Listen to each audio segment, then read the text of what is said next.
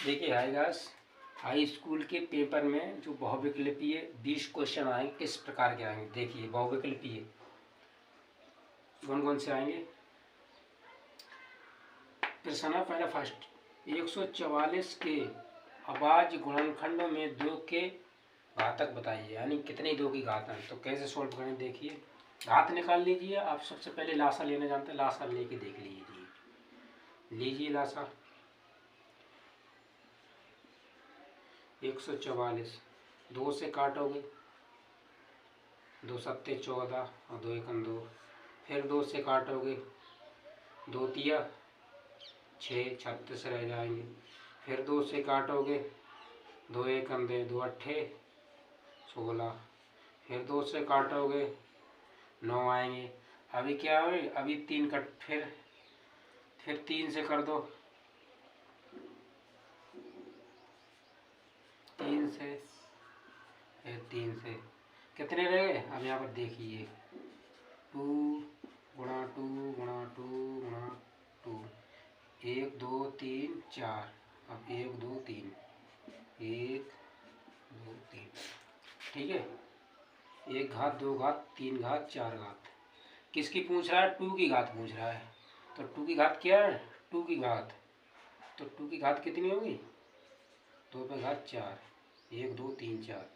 और अगर 3 की पूछता तो 3 पे घात 2 3 2 का 9।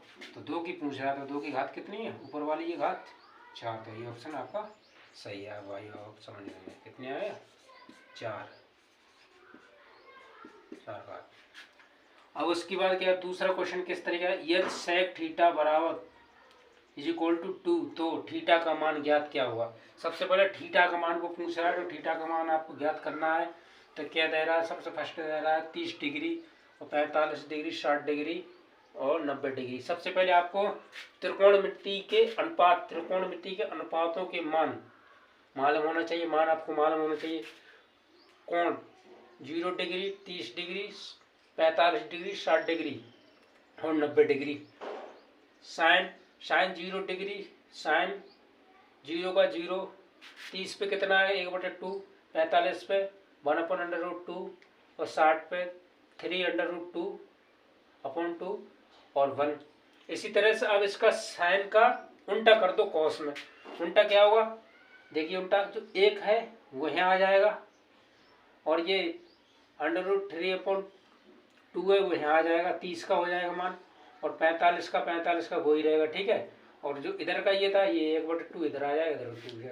एक याद कर लो, आपको दोनों याद हो जाएंगे। इसके बाद tan 0 का मान 1/√3 और 45 का मान कितना है 1/3 का, 60 का मान √3 और काना 90 का मान इनफाइनाइट होता है, यानी परिभाषित, इसका कोई परिभाषित नहीं होता। उसके बाद इसका कॉट का, अब tan का उल्टा कर दो, कॉट का उल्टा कर दो, क्या हो जाएगा जी अपरिभाषित, पहले सी आ जाएगा और √3 आ जाएगा, एक का एक हो जाएगा 1/√3 और 0। अब इसी तरह से सेक का क्या होता है, 0 का वो मान होता है 1 और 2 का मान कितना होता है 30 का। अब 30 का क्या होगा 2/√3 और 45 का √2, 60 का 2 और 90 का अपरिभाषित होता है। अब इसका उल्टा कर दो, ये यहाँ आ जाएगा, ये यहाँ आ जाएगा और ये यहाँ वहीं रहेगा, इधर का इधर उधर का उधर, ठीक है। अब इसी के अनुसार लिखा। अब ये क्या कह रहा है, सॉल्व। देखिए अब इसका सॉल्व करो। Sec theta upon 2। अब देखिए 2 थीटा 2 का मान क्या है, कोण का मान क्या है 2 का मान। यहाँ देखिए 2 का मान कितना है, ऊपर आ जाइए, यहाँ से चले आइए, कितना है 2 का कितना है, नहीं सॉरी किसका पूछ रहा है, सेक 2 के। अब यहाँ से देखिए, यहाँ से आ जाइए, 2 का मान क्या है, यहाँ पर आ जाइए, कितना है 60, कितना रहेगा 60। तो सेक थीटा बराबर सेक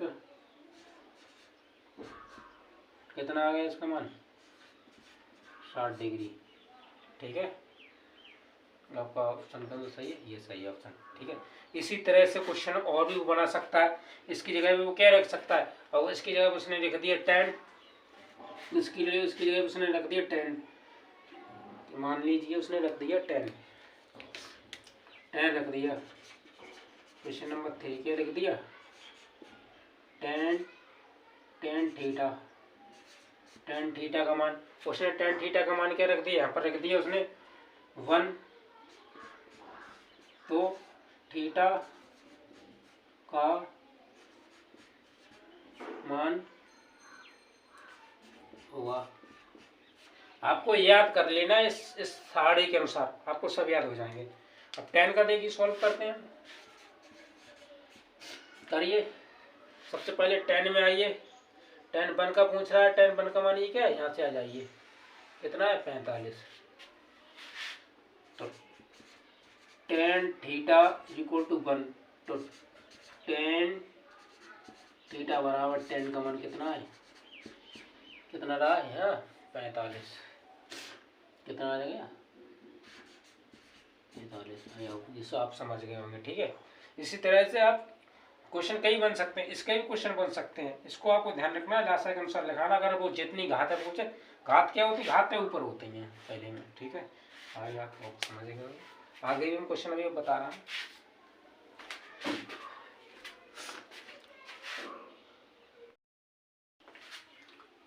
अब देखिए चौथा सवाल है, चौथा क्वेश्चन क्या है, यदि समीकरण x plus y is equal to 10 का हल x is equal to 3m plus 2 तथा y अपॉन 4, यानी क्या x का मान ये दिया है और y का मान ये दिया है, तो ये एक समीकरण है। तो सबसे पहले क्या समीकरण है, समीकरण मैंने क्या लिखा है, x plus y is equal to 10।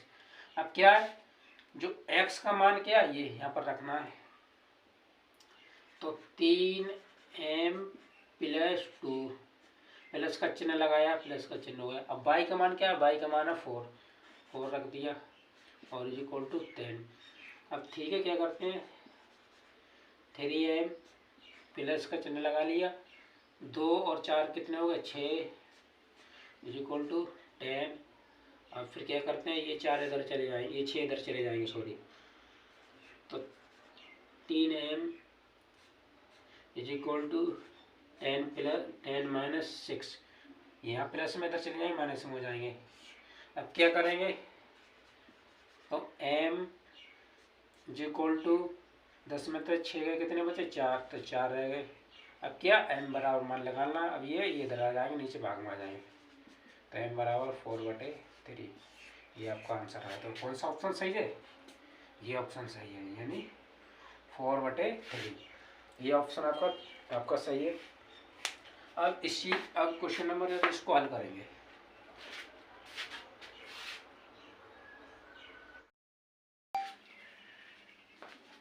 Question number 5, x is equal to a और y इज इक्वल टू 2 समीकरण x plus y is equal to 4 का हल है, तो a का मान 1 होगा, यानी ये कह रहा है a का मान 1 होगा। तो देखते हैं समीकरण का अनुसार रखते हैं, सबसे पहले सॉल्व करते हैं। समीकरण क्या है, x प्लस वाई बराबर 4, x का मान कितना a, y का मान 2 है, तो x का मान कितना a प्लस वाई का मान 2 इज इक्वल टू 4। तो a, ये 2 इधर चले जाएंगे, कितने हो जाएंगे, माइनस में पहुंच जाएंगे, 4 माइनस 2, तो a बराबर कितने आएगा 2, ये बराबर आया 2। लेकिन ये बता रहा है क्या, ये बता रहा है a बराबर अगर 1 है, 1 नहीं आ रहा, जब हल करा तो कितने आ रहे हैं 2। तो ये बात कैसी है, असत्य बात है, ये बात असत्य है, ठीक है, सत्य नहीं है। सत्य क्या है, सत्य ये है, ये चीज सत्य है, ओके।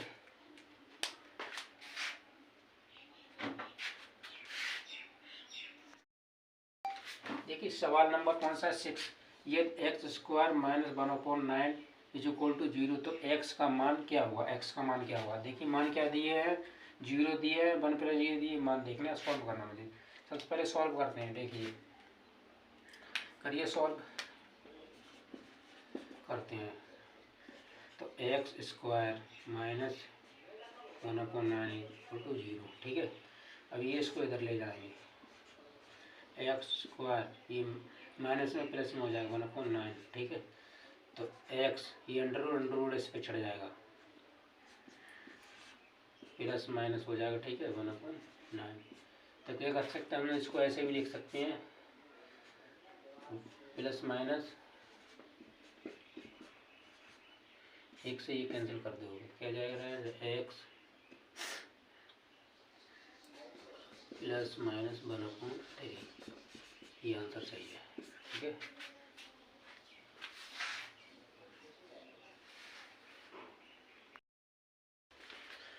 देखिए क्वेश्चन नंबर 7 में समीकरण 2x² plus 5x plus 4 is equal to 0 के मूल होंगे।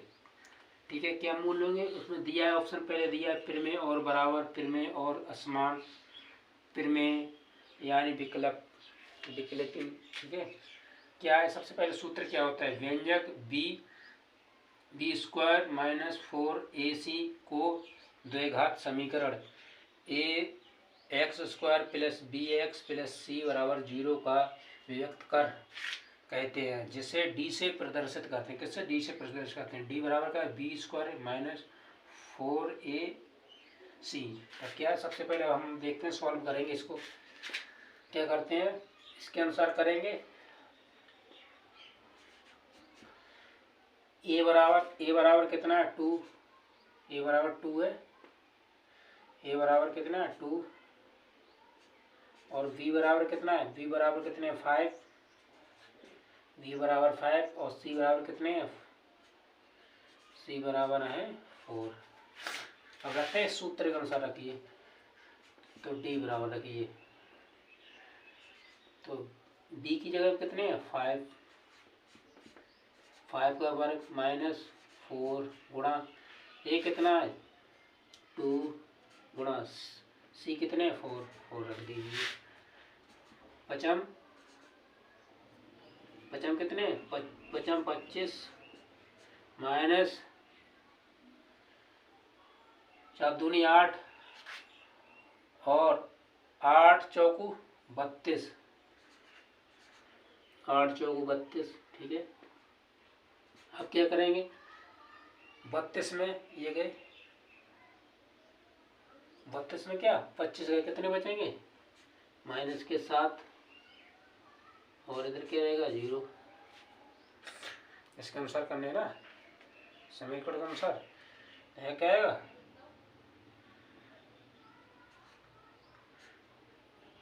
जीरो, समीकरण का नाम क्या है 0। तो क्या है ये परव्यक्त व्यंजक है, काल्पनिक मान है ये, काल्पनिक, इसकी कोई काल्पनिक नहीं है, काल्पनिक। ठीक है, आप समझ गए होंगे। क्वेश्चन नंबर देखिए 8वां, द्विघात समीकरण 3x² plus 4x minus 5 is equal to 0 का व्यक्त कर।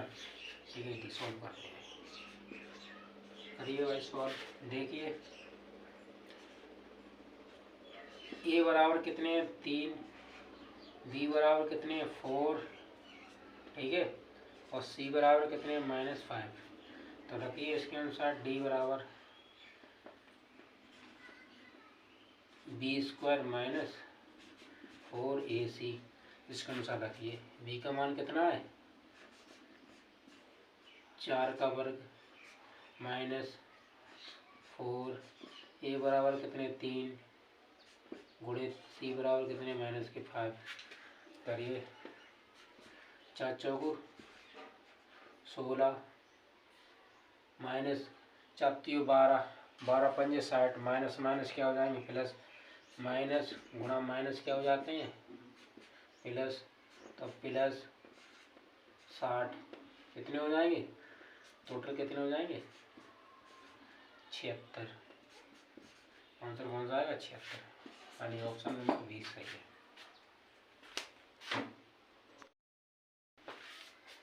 देखिए क्वेश्चन नंबर कौन सा ना, कोण ABC में यदि इज इक्वल टू 6√3 सेमी, AC 12 सेमी, BC 6 सेमी।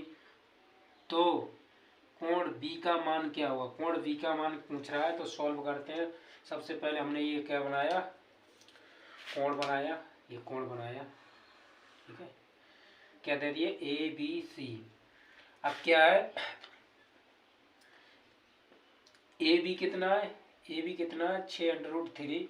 और AC कितना? AC है 12, ठीक है। और BC कितनी है? 6। तो पैथागोरस प्रमेय के विलोम से क्या होता है? पैथागोरस प्रमेय क्या होती है? देखिए, AC का वर्ग इज इक्वल टू AB का वर्ग प्लस BC का वर्ग, ठीक है। BC का वर्ग करते हैं। तो AC कितना है? AC कितना? 12 का वर्ग इज इक्वल टू, और B कितना है? AB कितनी है? AB है 6√3 का वर्ग प्लस BC कितना? 6 का वर्ग। करिए, देखते हैं। 12 बारियों 144। अब वर्ग से अंडर रूट घटाना, 6 36 और 36 और 36 हो गए। इस वर्ग से ये अंडर रूट खत्म हो जाएगा। 6 का वर्ग कितना हो जाएगा? 6 36 गुणा 3 प्लस 6 36 144। 36 दूनी कितने हो जाएंगे? 72 प्लस 36। अब जोड़ लीजिए। 144, 6 और 2 कितने हो गए? 8, और 3 और 7 कितने हो गए? 10, 108, ठीक है। ये आए पैथागोरस प्रमेय के अनुसार। अब ये क्या कह रहा है? अब ये कह रहा है क्योंकि कोण ABC सी में क्या होना? कोण बी पूछ रहा है। ये पूछ रहा है, ये कितना होता है? 90 डिग्री। ये कोण कितना होता है? 90 डिग्री, ठीक है। तो ये कोण कितना है? 90 डिग्री, ठीक है। कौन सा सही है? ये सही है, ठीक है। ओके, आंसर आपका आ गया। क्वेश्चन नंबर क्या है? 10वां क्या है? बिंदु। क्या बिंदु दिए हैं? अंडर रूट में कोष्टक में क्या है? -1 -3, और दूसरे में कोष्टक में दिए 5 2 के बीच की दूरी निकालनी। बीच की दूरी निकालनी। क्या दूरी निकालनी? आपने सूत्र पढ़ा होगा। सूत्र ये होगा, D बराबर क्या है? अंडर रूट कोष्टक में x2 - x1 का whole square plus y2 y1 का होल स्क्वायर, ठीक है। क्या करते हैं? तो x1 ये है और x2 ये है, y1 ये है और y2 ये है। तो वहाँ पर रख लीजिए, रखते हैं। अंडर रूट x2 का मान कितना है? 5, और माइनस का चिन्ह लगाएं, माइनस माइनस प्लस हो जाएगा, और x1 का मान 1 है, ठीक है। अब वर्ग प्लस का चिन्ह लगा दीजिए। अब दूसरे क्वेश्चन y2 कितना? y2 कितना है? 2 माइनस का चिन्ह है, माइनस का लगा दिए, और कहना y1 कितने? 3। तो ये माइनस के तो कितना है? प्लस को जाए 3 का वर्ग रखिए। कितने? ये हो गए 6 का वर्ग प्लस ये कितने हो गए? 5 का वर्ग। तो 5 का वर्ग 6 36 5 25 कितने हो जाएंगे? जोड़िए, कितने हो जाएंगे? ये 61 कितने हो जाएंगे? 61 आ जाएंगे। 61 इकाई। ये सोल्व क्वेश्चन नंबर ये सही थी। देखिए क्वेश्चन नंबर क्या है? क्वेश्चन नंबर है 11वां।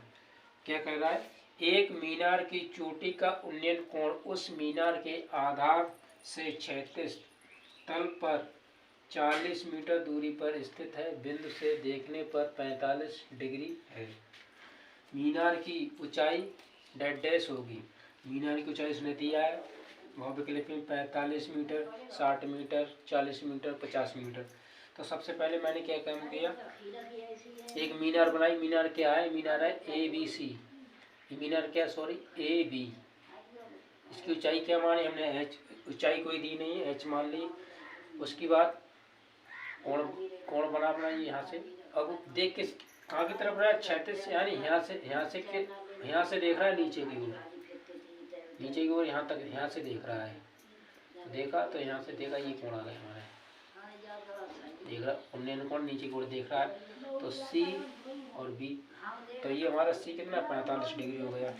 और BC कितनी दे रहा है, ये BC क्या दे रहा है, ये दे रहा है लंबाई, आधार दे रहा है। आधार कितने दे रहा है, 40 मीटर दे रहा है। 40 मीटर से आधार दिया। तो हमने अब इसकी परिभाषा लिखते हैं, भाषा लिखते हैं। माना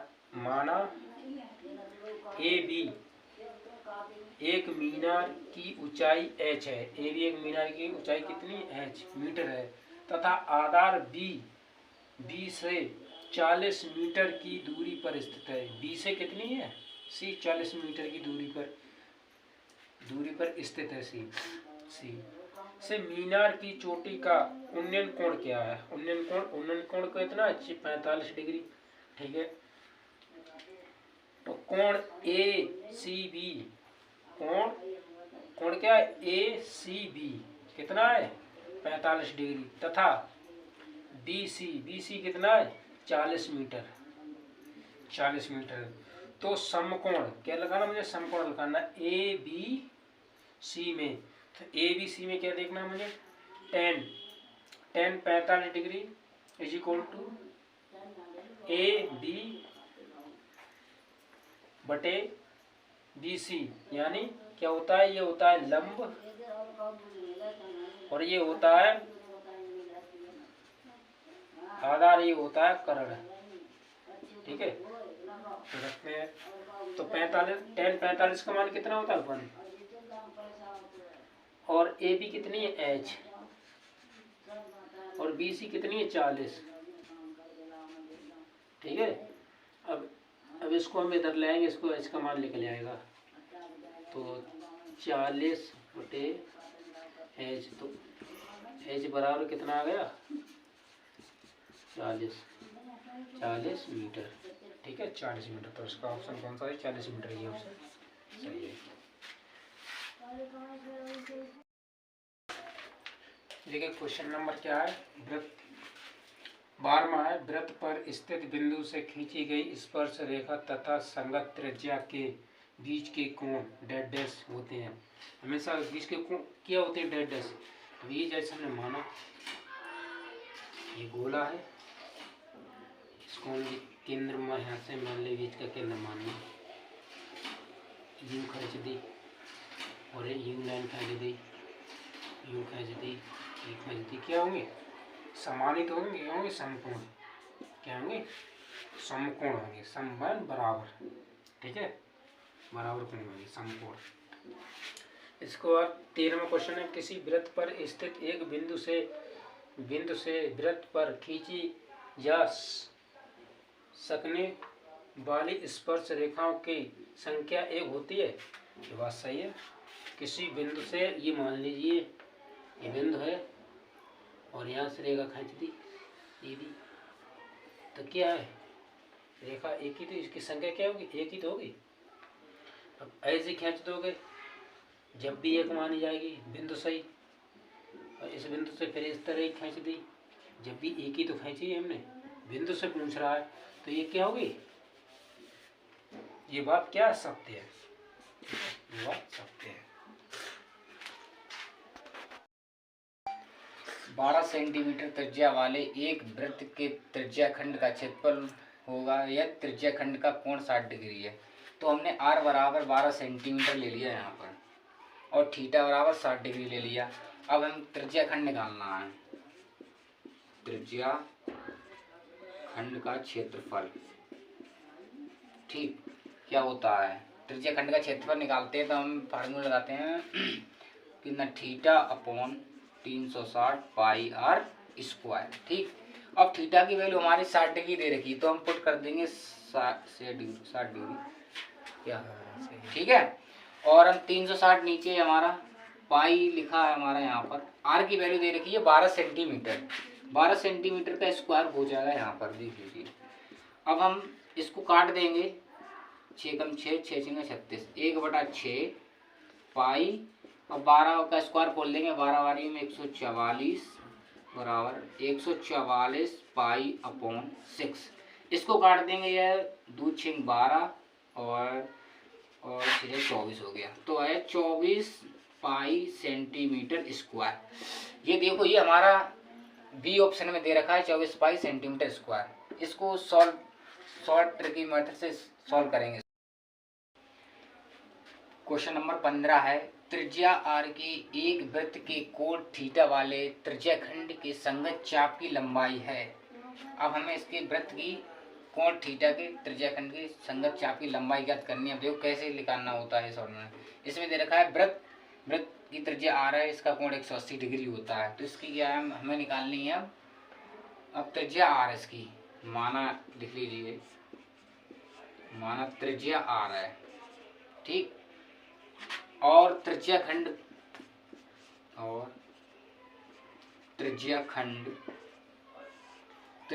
हमारे पास कोण थीटा है, त्रिज्याखंड कोण थीटा है, ठीक।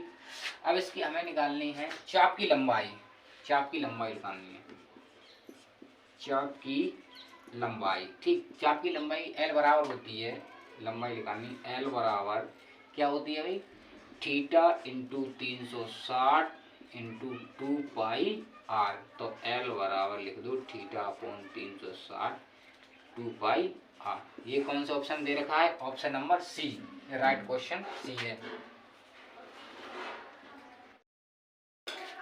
एक बेलन तथा शंकु की ऊंचाई तथा त्रिज्या बराबर है, उसके आयतन का अनुपात ज्ञात करना है। अब जो अनुपात कैसे हम ज्ञात करते हैं हम लोग, ठीक है।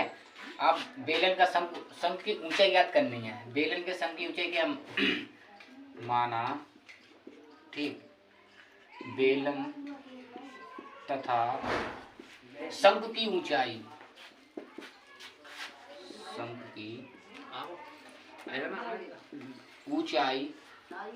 तथा त्रिज्या, ठीक है, H तथा R है, ठीक। शंकु का चूंकि बेलन का आयतन अपॉन शंकु का